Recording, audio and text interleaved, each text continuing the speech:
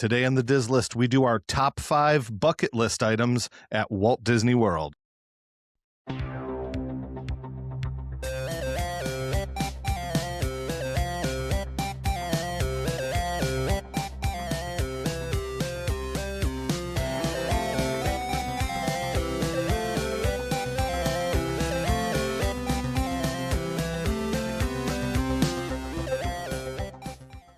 Welcome to the Diz List, the podcast that lists everything in Walt Disney World. I'm Nick. And I'm Rob, and today we're going to count down our top 5 bucket list items. But does this sound like deja vu to you, Nick? It does. For many of our listeners, it will not sound like deja vu. Yes. Because, do you remember what episode number it was? 15? 7. Whoa. Okay. Yeah. Episode 7. So tell everybody what happened in episode 7. In episode 7, so I'm going to rewind, tell the whole story, okay? So we're a brand new podcast. We recorded episode 7, I would say so. I want to say we had recorded 4 episodes like the first day we recorded, and because we were doing them really short at that point, and we were just trying to get our feet wet, right? We came back from Disney and we decided we should try to have some guests. So I reached out. I was like, I'm going to reach out to people. Like, nobody's going to say yes, but whatever. And at the time, you and I had watched a ton preparing for our trip together as a family. I still do. Yeah. But we had watched a ton. Yeah, we had watched a ton of one particular individual's content. Yep. And that was Ear Scouts. We still watch a ton of Ear Scouts. But so I was like, I'll send an email, thinking nothing of it. And then Rob was like, sure, I'd love to be on your show. Yeah, Ear Scouts, Rob. We have to get better. I was like, because not me, Rob. Ear Scouts, Rob. Right. And come to find out, Eric was listening to us. I was like, wait, what is going on in our world? So at that time, Rob had started to really blow up. He wasn't quite as big as he is now, but he started to blow up. So we asked Rob to be on the show, and we were going to do a top 5 bucket list items. Now, because of his success, he's been able to check some of his bucket list items off from that show. We have 2 just because of longevity or whatever, not because of the show, just because our bucket list was a little bit maybe less grandiose. And I still have some on my list that are not grandiose at all. Like when you see what some of my stuff is today, it's just stuff I haven't done yet. But that was episode 7. And as it turns out, he had reached out to us this past week to fill in for him on an episode of Ear Scouts. And so I'm going to be on their show tomorrow. We're going to record tomorrow, but it will be releasing to the public, not to their patrons. Their patrons get it way earlier, but to the public, it'll be releasing on February 3rd, or not February, sorry, April 23rd. Is that what I heard? Yeah. I think it was April 23rd. I'm pretty sure it was April 23rd, but it's next week. Okay. They're a week ahead. They record a week ahead. And yeah, Thursday the 23rd. Thursday the 23rd. Okay. Yeah. So we will be on their show a week from now. So if you're watching this or listening to us, our main show releases on Wednesday. A week and a day from the time you're listening to this or the time that this is releasing, we will be kind of helping to co-host. Their format's different than ours. It's 4 people, but we're going to be talking about some fun stuff over there. We're kind of bringing a Diz List feel to their podcast. So you want to head on over there to listen to that because it's going to be fun. It's going to be a good time. We're going to be there with our friends, Craig and Jessica, who are both patrons of ours and great people. So that'll be a lot of fun. But we thought, since we're going to be on Ear Scouts, we should revisit the episode that started our relationship with Ear Scouts, which is our bucket list episode. Yep. So that's what we're going to do today. I think it'll be fun. I will be honest. I did not go back and even look at what my original one was. Did you? I know some of these were on it. Okay. I'm sure some of mine were, but I know 2 of them were on it. Okay. I don't think 3 of them were. Okay. Well, we can get on to some news and some other stuff here too. But speaking of other podcasts that we listen to, how many regular podcasts are in your rotation? I'm sure there's a big chunk. What's your regular rotation? I'm going to say off and on for me is probably 10. What is yours? So here's the thing. I'm gonna count the ones I watch as well. That's fine. Okay.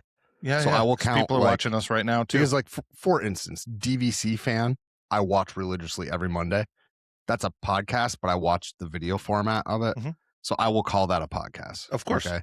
So I'm going to say that podcasts that I listen to, including the ones that I watch, because I also watch Ear Scouts now and then.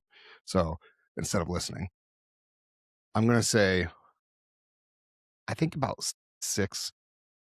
Yeah, 6 that are in my regular rotation. Of those, 4 are Disney related. I think the only ones that are not in my current rotation, but usually are, there's a couple like Buffalo Bills ones. And during the off season, I don't really follow it as close, but that's fine. And that's why I didn't count like my sports ones either.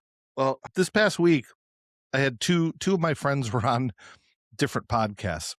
And I'm only bringing this up just because I find it interesting how vast the podcast world can be. I just thought this would be kind of a fun topic to open with here. So my good friend Todd, you know Todd, right? Yeah. Todd Stahl. Yeah. Todd, who's a listener, shout out to Todd. He was on this podcast called Northern Attitude. And this is a perfect example of a podcast that is so incredibly specific. So they have well, it's not Todd's podcast. He was a guest. But these two people are two teachers that he works with, and they only talk about this one town where they live. That's it. They only talk about, and their town is Webster. It's outside of Rochester, New York. And they only talk about Webster. Is that where life's worth living? Is that right? Which one is the one that's their slogan? I really don't know. It could be. Right. But my point is it's just, I thought about this yesterday when I was listening to a couple podcasts here, one of which is how cool the podcast world is, where you can do one that's literally one tiny specific thing, like one town, right? And then our other friend of the show, Brian Van Etten, who just texted me, he's the owner of Pizza Wizard, was on this podcast.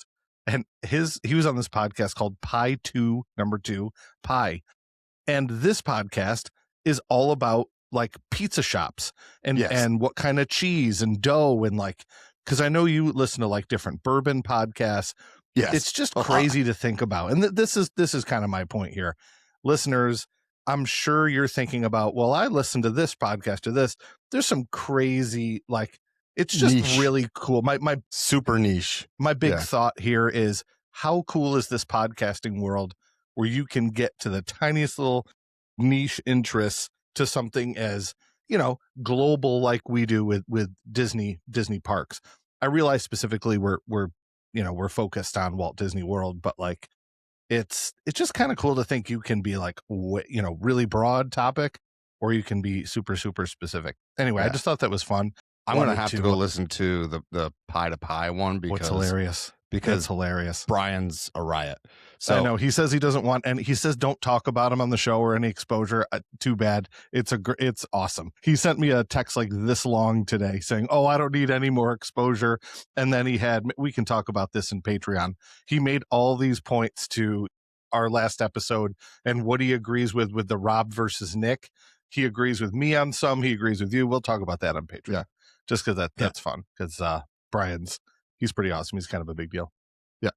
Other news, we have Big Thunder Mountain Railroad officially opens May 3rd. So that's something you'll get to, hopefully, fingers crossed, take part in. They didn't really show anything new yet. They had a little video with the Disney ambassadors, which are like the people who are sort of like the representatives of the cast members. I don't know if I can think of a better way to describe what those people are. Think of them as like almost like an opening team type of thing, sort of thing. I don't know. Mm-hmm. Yeah, cool. So that's on the list. Did you happen to see the lime green moat at the Magic Kingdom? I didn't either. I did not. No. I was doing I was looking up news. I'm like, there isn't a ton that's happened this week. But I found this there. So apparently, what they use is the stuff called tracer dye, which I'm sure you've heard of before. Yeah, that's what they use That's what they use in Chicago to dye the river. Right. So they put tracer dye in the water to see where there were leaks and whatnot, but apparently way too much was used. And a portion of the moat closer to like the Sleepy Hollow side, not the Tomorrowland side, it looked like it really looked like Slimer or like the Maleficent green color. That stuff's super green. Yeah. Tracer stuff. Yeah. If you can look up a photo of that, it's pretty wild looking. They had to drain it, but apparently it was too much, or they use an excessive amount of that.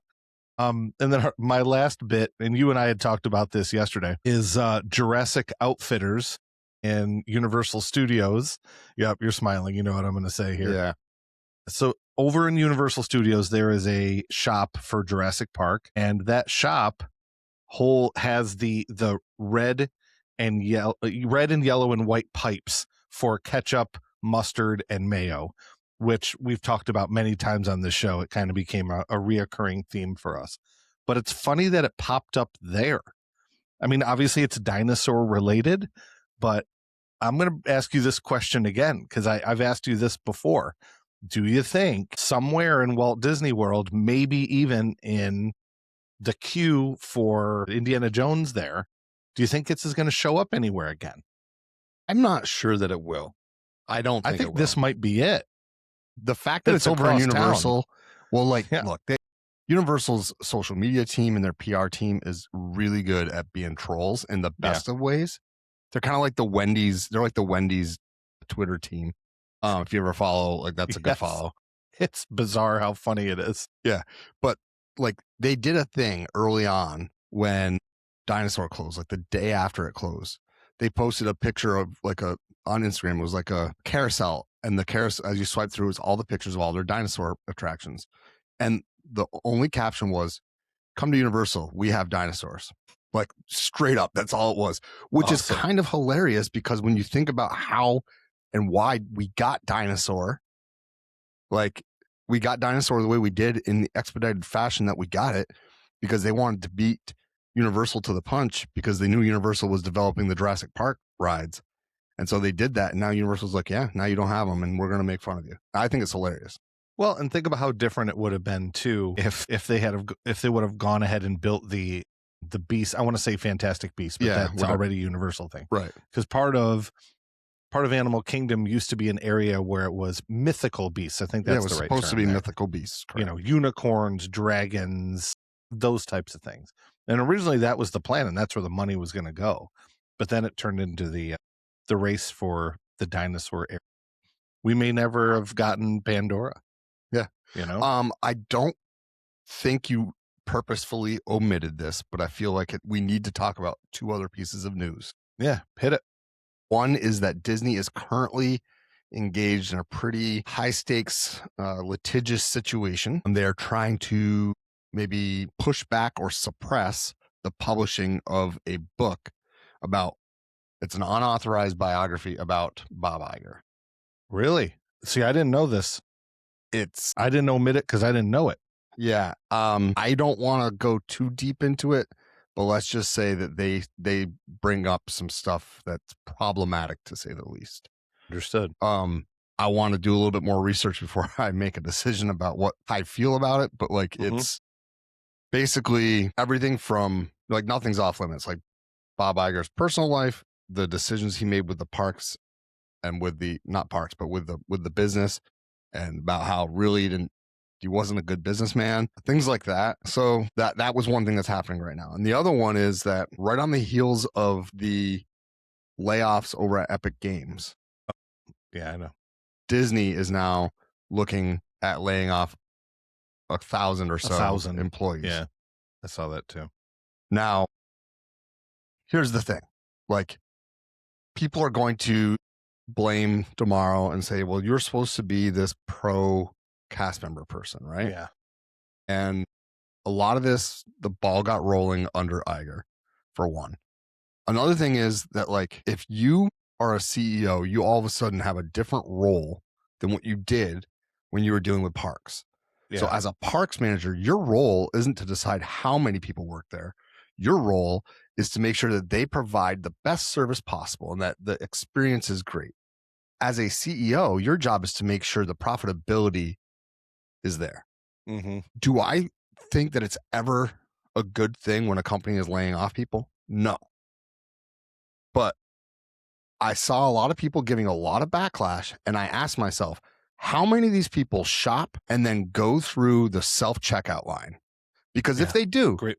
Yep. if they do, I don't want to miss me with your care about layoffs, because you're responsible for layoffs at stores like Wegmans and Publix and Kroger and Walmart and Target, because you choose to go through the self-checkout and do somebody else's job for them, and then they can hire less of those people. So Well, I'm even not mobile order on the app too. We discuss that all the time. so like, miss me with the outrage if you also take advantage of things like Amazon, and you take advantage, like, as a business person, he has to do what's best for the company, right? Now, if he's just laying off people vindictively, well, that's an issue, right? But this isn't the case. So I get being upset, and as a union person, I understand these situations, and I understand that, like, you want to fight for your jobs, and we should be like, hey, we want our cast members.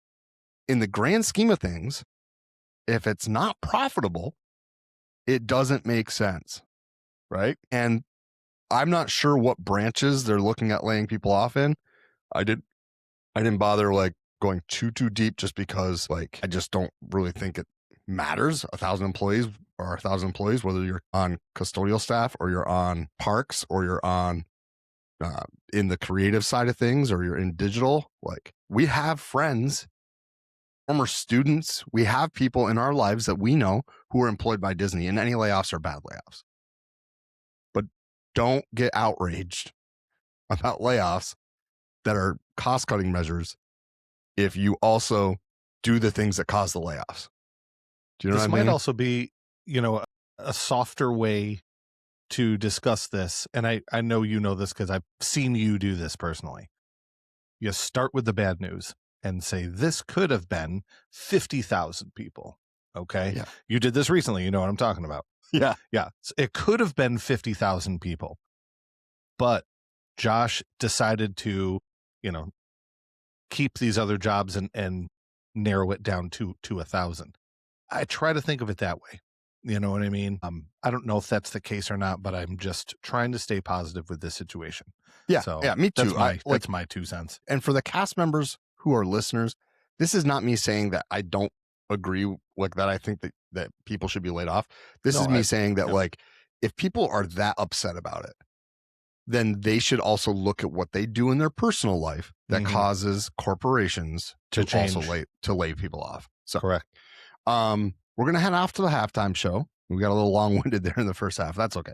We're gonna head off to the halftime show. When we come back, we're gonna do our top 5 bucket list items for Walt Disney, not Walt Disney World, because I have stuff that does not deal with Walt Disney World, but Walt Yeah, me too. Disney, Disney in general. And so we're gonna talk about our bucket list items right after the break. The break is always brought to you by our wonderful patrons over on patreon.com/DizlistPod. You can head over there, you can join for free, or you could be a jungle skipper for about the cost of a cup of coffee a month. You get early access to new episodes, you'll get bonus content, and at the end of 3 months of continued membership, we'll send you a mug to put that coffee in. So we're gonna head off to the halftime show. We'll see you right after this.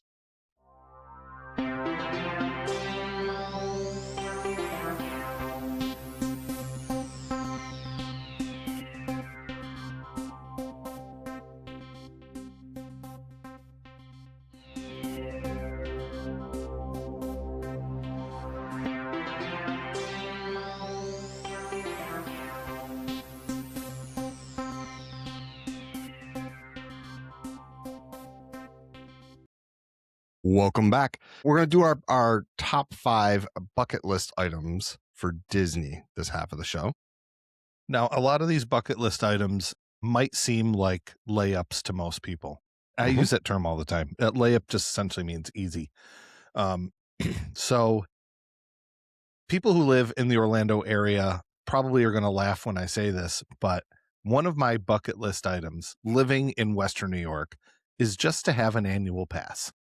Okay. It's very simply stated. Like, for me, my bucket list is it's a lot of things that are important to me. It's not like giant grandiose things. Like, I'm looking at my list.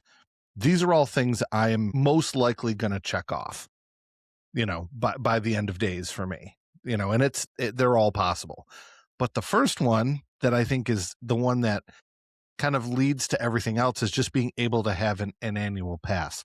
Living where we do, having the schedules that we do as teachers, it's very difficult for us to be able to do this. We can, if you're going to take multiple trips, you and I have discussed this before.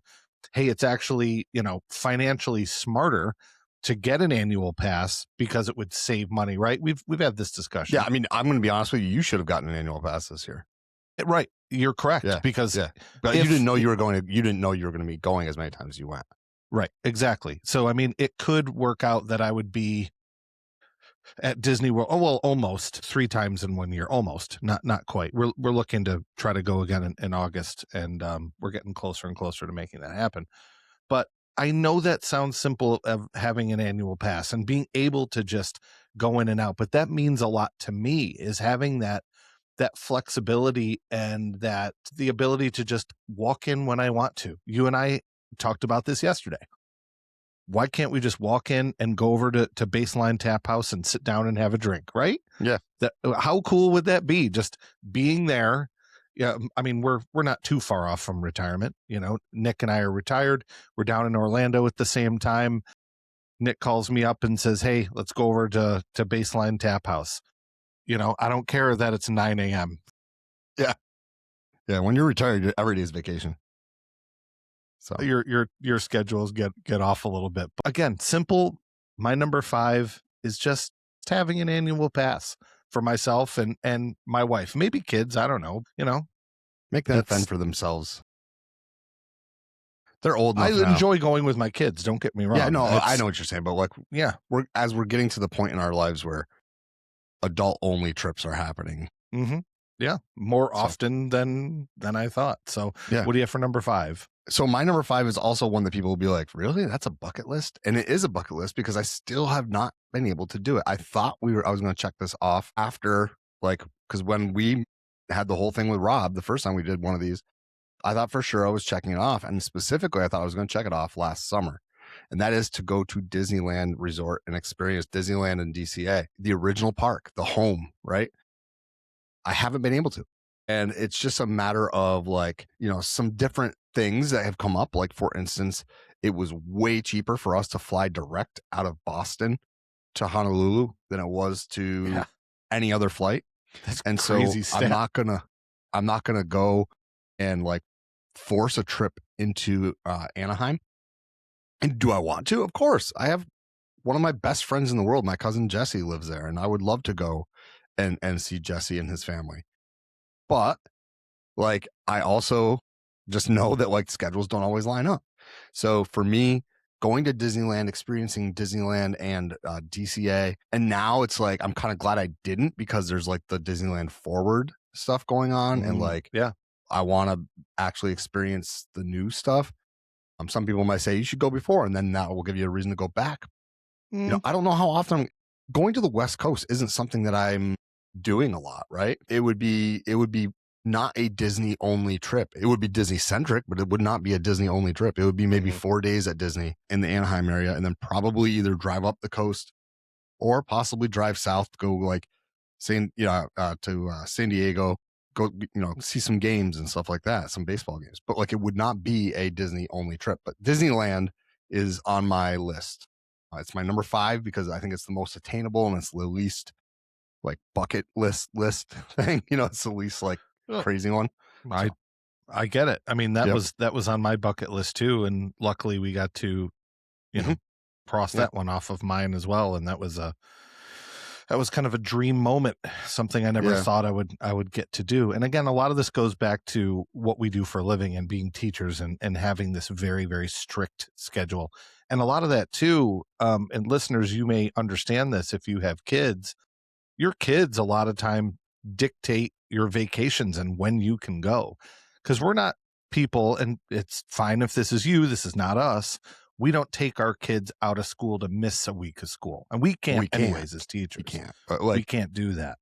But another big part of that too is sports. And Yeah. I know I'm going to let you talk about that a little bit because you coach 2 sports. Yeah, I mean, taking kids out of sports is 2 things. It's not, in my opinion, it's not fair to their teammates, and it's not fair to them if they didn't have a choice. Because in the end, they will lose playing time. Like, not necessarily as punishment to them, but as a reward to the people who were there. And so, like, that is tough because, like, in the fall, when I start coaching, like, you're going to be going, you're thinking about going to Disney.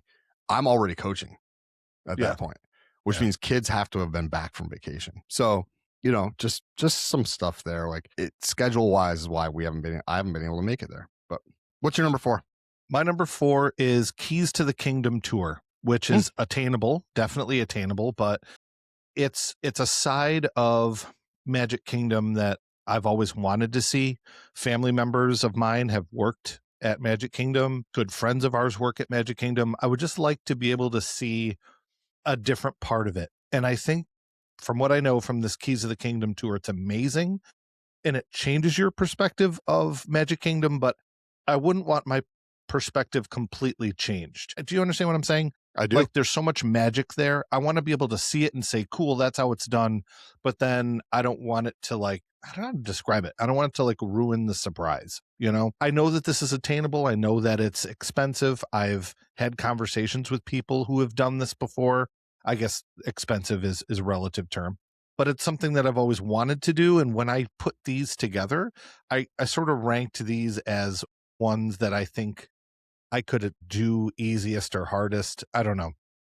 Yeah, but it's not as bad. It really isn't as bad as some people think it is as far as price goes. It's 100 up. Yeah, it's anywhere from 170 to 190 per person, depending on the time of year that you go. Let's put that in, and I'm sure you know this off the top of your head. What's that in comparison to the Behind the Seeds tour? You don't have to say exact. Oh, roughly what's the Behind the Seeds? Right, that's what I'm saying. It's one of the cheapest. Yeah, it's like $35, I think. Sure, versus the over $100. I'm just saying that as far as tours go, that do what the Keys to the Kingdom tour does, it's not very expensive because it's yes, it's a grandiose thing and like, oh my gosh, I'm doing this. But if you think about it, I just bought my after hours event ticket for Hollywood Studios and it was around that cost. Yeah. For an after hours hard ticket event. You know, just I'm not saying you're wrong that it is expensive. But for somebody who loves Disney the way you do, it's something that, like, a treat for you and your wife, right? I don't know that you're going to take their whole family of 4 to do it because maybe not everybody's as interested in it, but like, I mean, my daughter probably would be. I don't know if my son is, but yeah, that is what it is. Yeah. What's your number 4? So my number 4 is something that is not Disney parks related. Really?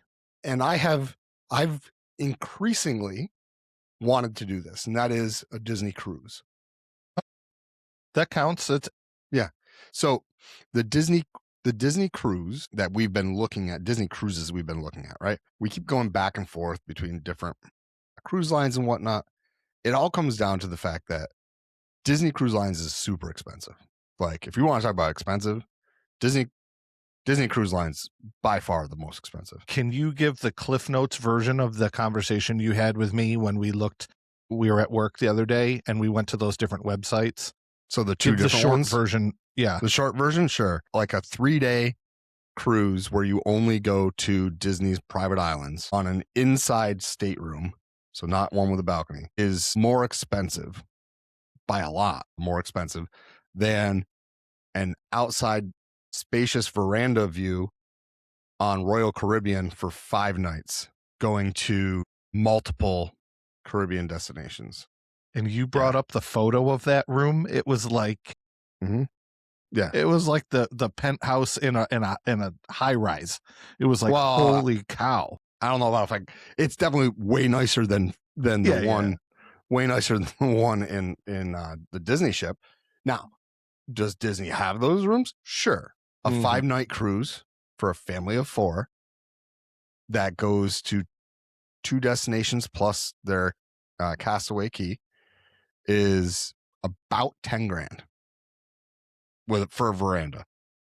Like, so that's why it's a bucket list thing, right? It's not something I'm gonna just like. I will likely be on a cruise before I go on a Disney cruise, if that makes sense, because I can't justify the extra cost, right? Because people will say, well, what about rotational dining? Okay, go check out Royal Caribbean and see their ratings for food. The extra $5,000 that I save, I will not eat a single thing in the main dining hall, and I will only eat at their fancy restaurants and still come out ahead. You know, like, Yeah. so yes, I get it, but like, I'm not on the cruise to hang out with Mickey. I'm on the cruise to be on the cruise. So, Well, but and that some said, people it are. is. Yeah. Yeah. That said, I want to do it for the theming. I want to go on a cruise and be in like the Haunted Mansion lounge and stuff like that. So Disney cruise, number 4. What do you got for That's number cool. 3? My number 3, I am about halfway through this, and I have kind of a collect 'em all. Yeah, we talked about this yesterday too. So I'm a collector. Okay, you're a collector too. I know you like baseball cards, and there's stuff you collect too. I collect records and action figures, and one of the things that I have sort of decided I'm creating a collection of, a virtual collection of, is staying at all the Walt Disney World hotels.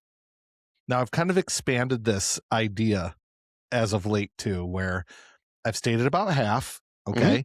Yeah. But I'm also going to now add in, I want to stay, let's use the example of Wilderness Lodge. Okay. I want to stay at Wilderness Lodge, but I also, there's 2, I also want to stay at Copper Creek and Boulder Ridge as well, even though they're parts of it. I'm going to count that as 3. Okay. Maybe some people would argue that, but I would argue Copper Creek, you should probably just not count as separate from Wilderness Lodge. because Boulder it's all Ridge part is of the same thing. correct, because it's all part of the same building.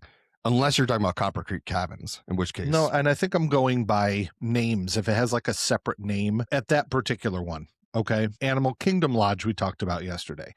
Those there's- buildings have different vibes. Right. They do. They actually do Kadani have different and vibes. what was the other one? This is another So conversation. we just had. Kadani's the DVC building. That's the one where you stayed. Correct. And then Okay. Jumbo has DVC, but Jumbo is the main hotel. Okay. So it sounds like probably I would count that as 2.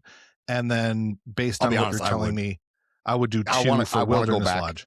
Yeah, I want to go back and stay at Jumbo. I Okay. love Kadani, and the Savannah's amazing. But it's a And- different Savannah over at Jumbo. And I'm also looking at the All-Stars now as 3 different. At one point I was like, okay, I stayed at the All-Stars. I stayed at Sports.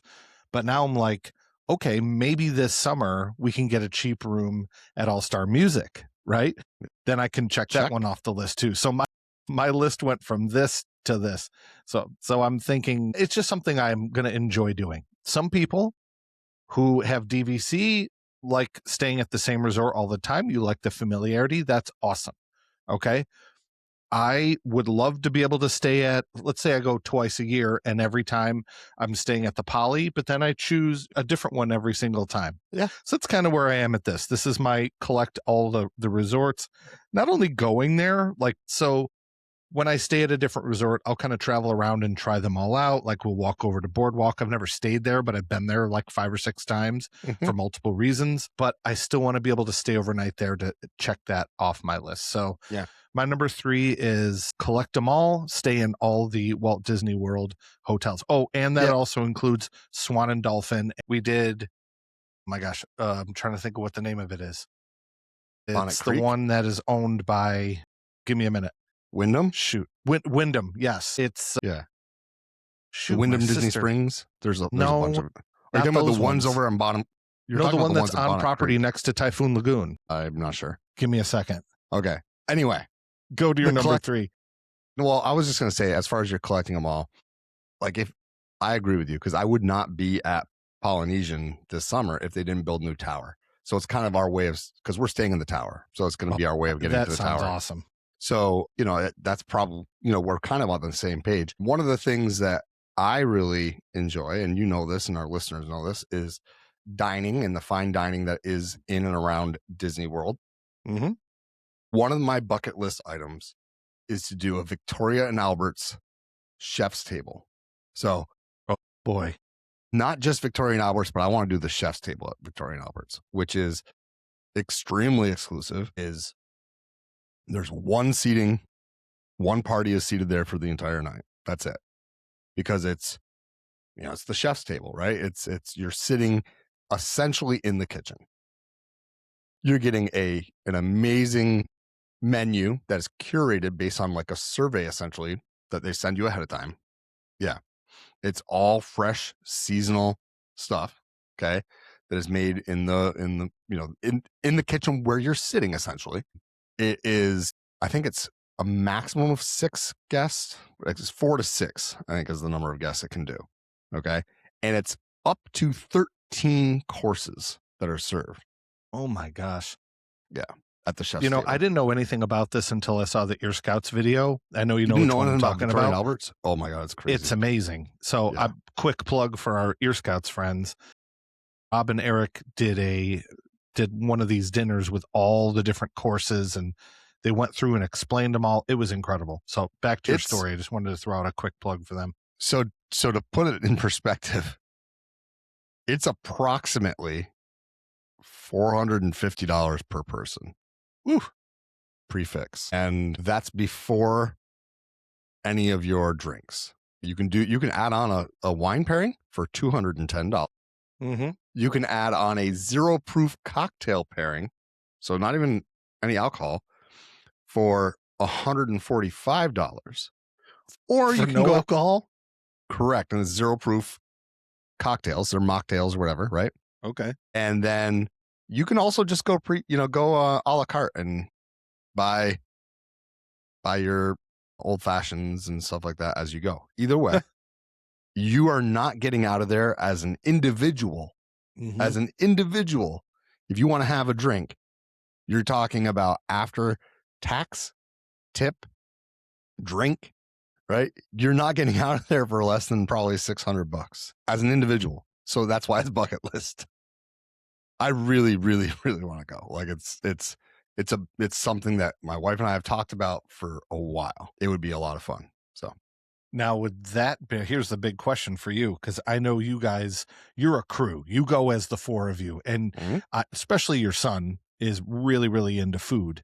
Mm-hmm. Is that something that's just you and your wife, or is that all 4? Because that's a big choice. That's a tough one. I know it is. I would say, like, give them an age. All right, tell your son, okay, when you get to age 30, you're coming with us. So he's got something to look forward to. I'll tell you what, it would be something, because it would have to be a big celebration, right? A 25th anniversary or a graduation. Yeah. Or that's a good idea. You know what I mean? Like you get into your dream college, and we're going after your graduation, and it's the last hurrah, something like that. And yeah, so that's mine. It's Victoria and Albert's. We did that for our daughter too. We did her graduation trip too. But we didn't go there. I don't know how much we'd be able to eat there, but that's okay. I have the name of the resort. I found it. It's Bonnet Creek. That's what I said 3 times, Rob. You did not. I did. Rewind it back. You said Wyndham. You didn't say Bonnet Creek. Yeah, and you said it's over by that place. And I said Wyndham Bonnet Creek. And you said... Well, I didn't hear you say Bonnet Creek. I heard you say Wyndham. It's okay. We're all good. So that's the first one that we ever stayed at, Mom. We went with my parents, and they rented a good spot. It's one of those location. suites. Oh, it was great, because and we had a room, they had a room. It was a lot of fun. So another place I recommend. Number 2, I haven't done this before, but something we're going to talk about this similar topic when we're on Ear Scouts here. We'll say next week, or technically tomorrow. But I want to do the 4 parks in 1 day challenge. Haven't done that yet. Okay, I've done 2, have not done 3, have not done 4. You haven't done 3? No, I haven't even done 3. No. Did we together? I don't think so. I didn't say we did. I've done 3. No, I haven't done 3 yet. Your 3, I think I remember, was you did a park hop, and then you and your son decided to go back over and do Space Mountain or something, right? Yeah, and then that was turned into Space Mountain, turned into Space Mountain, Big Thunder Mountain, Splash. Like, we were over there for a while. We stayed over, watched the fireworks. So it was more of like a 2 or 3 hour trip. Well, I haven't done that yet, and I also like doing the different themed things. Recently on another video. Oh my gosh, I'm trying to remember his name now. I'm really struggling today with, You are. with You are remembering struggling the with us. names of stuff. So It's those Tim 2 ciders Tracker. I bought you yesterday. I know, must be. It killed my brain. Tim Tracker and Jen did the alphabet challenge in Magic Kingdom. Yeah, that looked crazy. Yeah, and that's not something 4 you can do parks when in you one day, but yeah. That's something you can do it's a though when you similar thing where you do kind of a fun thing in a day. You do 4 parks in one day, or you do the ABC challenge, or you have one specific snack in each park, or try to whatever. knock Like, out like all the rides in the park or the yes, eating I've come around the close. world. Like we're doing this summer, one of the days in Epcot, we're just snacking. We're not getting a table service, we're doing a snack around the world. So instead of drinking around the world, we're going to snack around the world. We came very close to doing every single ride and show at the Magic Kingdom. We were off by 2. We didn't get to do Astro Orbiter, and we missed, I think Barnstormer was the other one, and we ran out of time. But we tried. We came very, very close to doing everything. That was the close we ever had. Okay, you're number 2. My number 2 is something that's kind of similar to one of yours. Mine is not the Keys to the Kingdom, but rather a VIP tour. So you know what I'm talking about. I Plaid do. vests, walking The around. vests. I always look to see if it's someone famous. Yep. So they are anywhere from $450 to $950 per hour. And you have to have a minimum of 7 hours. And it's a maximum of 10 hours. And you have to have admission to the theme park as well.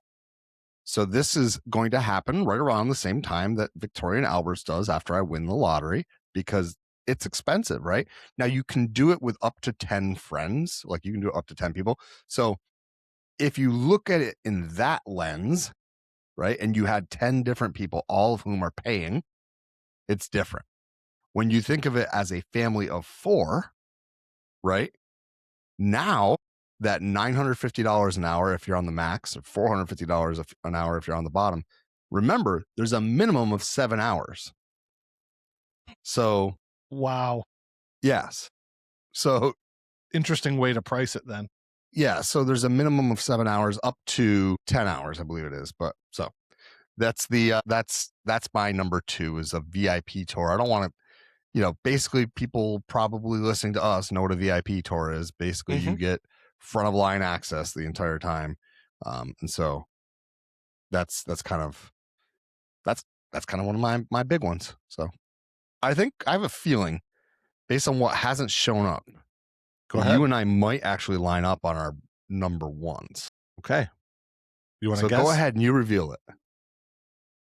You'll know as soon as I give this little lead in here. There's one park in one country that I've always wanted to visit. And before I even was as much into Disney as I am now, I've always wanted to go to Tokyo and Japan. Well, Japan's the country, but my number 1 is to go to Tokyo Disneyland and Tokyo Disney Sea.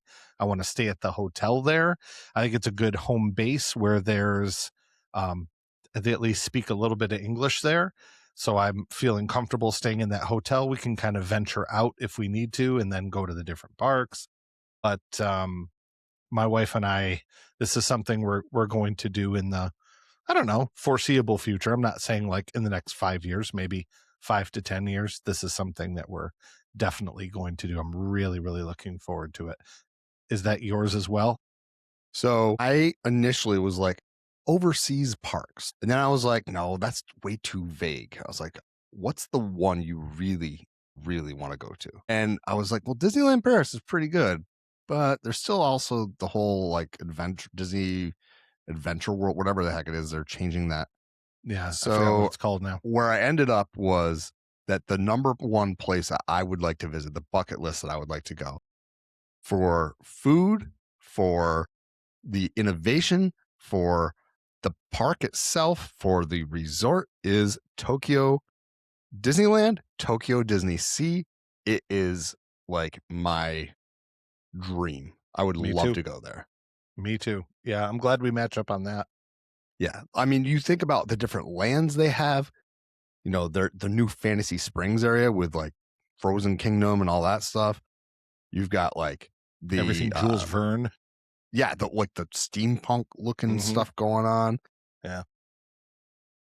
Was it Mysterious Island, I think is one of them. One of the lands there. The Mediterranean harbor is the whole thing is just like remarkable, in my opinion. And part of it is because there wasn't really a budget. I mean, Nope. No, because Orient- Oriental Land Company was another Yeah. investor in it, and they just said, "Okay, Yeah. have fun." you do you. And so the park was like, cool. Like Imagineers were like, you're telling me that I can do whatever I want. Yeah. And they're like, yeah, go ahead. So yeah, you got like Mermaid Lagoon, Mysterious Island, which is the part that's like Jules Verne, the Arabian Coast, which is kind of Aladdin area. And that's just, I mean, we haven't even gotten to Disney, like Tokyo Disneyland. This is Disney, just at Disney Sea. Like what? It's crazy. And I do feel like Japan being a rather major hub, right? Tokyo in particular being a major Mhm. hub for travel, that while there will be a language barrier, that's just a matter of fact, it won't be as ridiculously tough as it would be if we were to go somewhere away from a major hub, right? That's true. Like I would feel mildly comfortable going pretty much anywhere in France. I can speak enough French to get by. I would feel pretty comfortable going to places like Madrid because there's going to be some English speakers in Madrid. Yeah. Right. In Spain. Yeah. I don't like when you start looking at other places that potentially you would go to for a Disney park. I feel like Tokyo is the largest as far as the potential for English speaking. Right. Mhm. And Yeah. that's not me thinking they should have to, because quite frankly, I don't think they should have to, but it is me saying that like it would be very difficult for me if I didn't. So yeah, I agree with you. I want to end 100% with one Tokyo. other thing here. I'm going to share screen for it too if you're watching us on video. Can you see the screen? Yeah. So one book that I read last year was called Dream Chasing with Imagineer Bob Weiss. And it's an excellent book, and it kind of talks about his time when he was working on that particular resort. It's kind of a cool story about him going over to Japan and what that was like. Some funny stories too, where they did pranks and like they hit a rubber rat in the ceiling just to mess with people, and I don't know. It's Yeah. pretty good. If anyone else has read that, send us a message and let me know if you liked it or not. But I like reading the different. I read the Bob Iger books, not the one you're talking about earlier, but Bob Iger's previous book was good. Yeah, there's a lot of good Imagineer books. So yeah, I think would that just kinda say wraps us also, up here. yeah, I would just say really quickly that I think a bucket list item on both of our lists that we didn't bring up just because of, I think it's kind of obvious, is eventually living in Orlando, living nearer to the magic, whether that be, I mean, obviously bucket list would be Golden Oaks, but I'm not, like I said, it's like Victoria and Albert's. Yeah. Club 33 would be cool. That's an honorable mention. But in the end, these are the things that I really have on my list because I think it can be done and Attainable. Me too. right, it's attainable, and B, there are things that would mean a lot to me to be able to do. So we certainly enjoy recording these episodes for you. We're really excited to be on Ear Scouts podcast. Our episode will be airing, or released, I should say, on the 23rd of April. So head on over and find them. You can find them pretty much everywhere that you can find us streaming. So that'll be a fun one. We're looking forward to that. That's kind of why we did the bucket list again, was because we did it with Ear Scouts the first time way back in episode 7. So it's been a minute. It's been 190 episodes worth before we got back to it. We got back to it. So guys, thank you so much. It's a great, big, beautiful tomorrow. Tomorrow's just a list away. Tune in next time, and we'll see you real soon.